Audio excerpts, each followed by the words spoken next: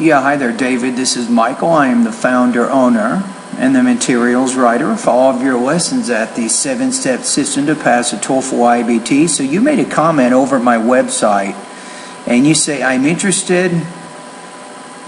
I would change this to I'm interested in your course. Let me explain my situation. Say, suddenly, you probably want to say it like this, because you really have the way that you've written this is what's called a mixed construction. A mixed construction means you start out with one type of grammar, but you change to a different type of grammar. So you need two subjects and two verbs because you have this word so, right? So then you can say this. You can say, a chance appeared. I would put here, a chance appeared to study abroad. So I immediately registered. I would say here for the TOEFL exam, and then maybe do this, and 3 days later I took it. And you want to make this past tense. I reached 18 in each part, and then maybe put a semicolon here so you avoid a sentence structure error. Say my total score was 72. You can say now, my target score is 95, so I'd like to know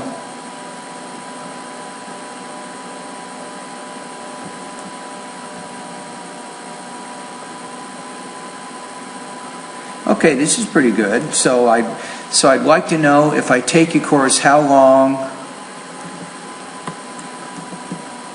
I would get. You don't need to make a question there. So how long I will need to reach my target score. Sincerely, David.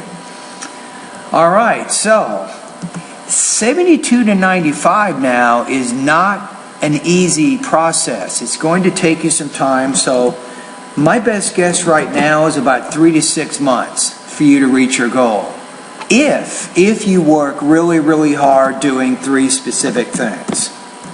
So I'll give you 3 suggestions that I think are going to be helpful. I mean, just based on what you have written in the comments you made on my website, I can tell you have a lot of problems with your sentence structure and your grammar and all that. That means it's going to take time for you to improve your language use, which ultimately means you'll score higher on all sections of your exam.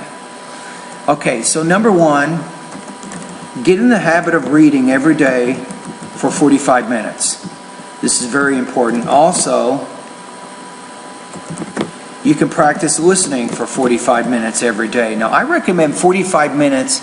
A lot of people have asked me, well, Michael, why do you recommend 45? Why not 20? Why not an hour? And so on. But 45 minutes seems to be about the right time frame for you each day to give your brain enough time to spend reading and practicing listening to where you're going to get some benefits.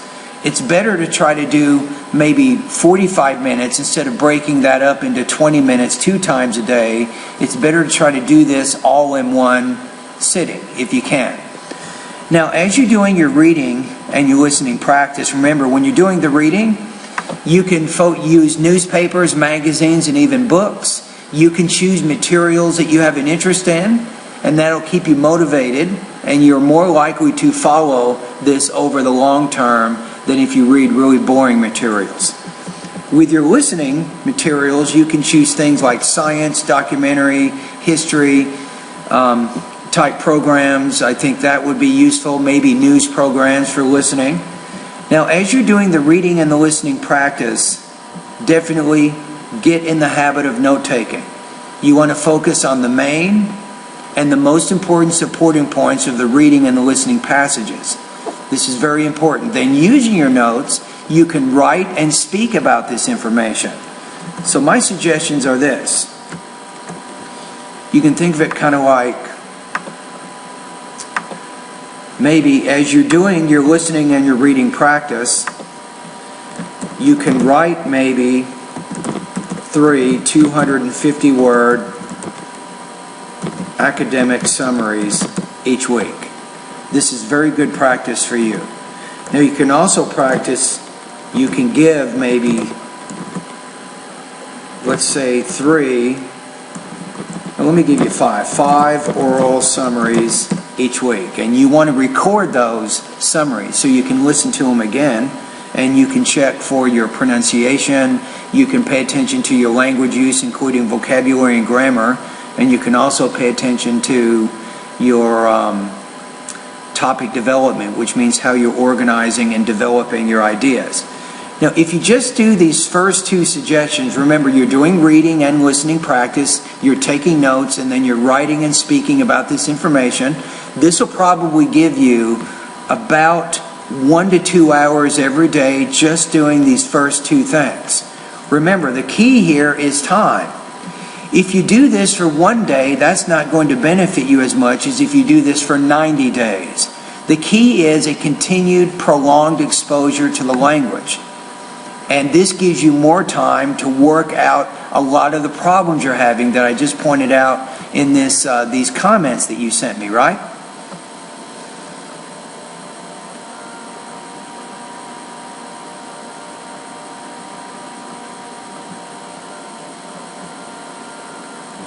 Okay, so the next thing is you can spend maybe 1 to 2 hours each day going through the lessons in my online TOEFL course.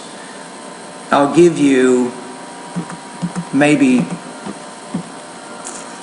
different ways of how you can use my course. Maybe for the first part, you can spend time going over the vocabulary, pronunciation, and the grammar sections of my course. Do that first. This is the most important area because this helps build your language use, your language of English. So you want to improve your vocabulary, your pronunciation, and your grammar first. Go through the sections of my course that focus in that first. Then secondly, you can focus on the listening and the reading sections of my course. You can do that next. And then the last thing you can do is to go through the writing and the speaking sections of my course. And that's also going to be very important. Remember, when you're doing pronunciation, writing, and speaking practice tests, I will be reading or listening to what you're doing there, and I'll also give you some comments, some feedback, usually audio and sometimes written feedback on your speaking and writing responses. So you will get some feedback from me when you do that. So I think this is your plan right here. And my suggestion is you probably need to follow this plan for a minimum of 3 months, maybe up to 6 months. What you can do is maybe at 3 months, 90 days of following this. So what are we saying here? We're saying you're spending anywhere from 2 to 4 hours every day for 90 days following these 3 suggestions. And then at 3 months, you can take a full-length IBT practice test to mark your progress. You can see where you are. Then you can make a decision. A, I am ready to take the TOEFL exam now, or B, I still need more time to work out the language issues that I'm having. So let's say 3 months from now you take the TOEFL exam and then your score is 81. I would say you're not ready yet to take the official exam. You still need to get about 14 points. Now after 3 months, if you take a full-length practice test and your score is say 93 to 95, I would say yeah, you're getting there. You're very close to your goal. Alright, so those are my recommendations for you, and thank you for your comments, and all the best to your high-scoring TOEFL success. And one other thing before I forget, the full-length IBT practice test, you can learn about those after you join my course. You can go to the 8th section of my course and you'll see a section. It says full length and section specific TOEFL practice test.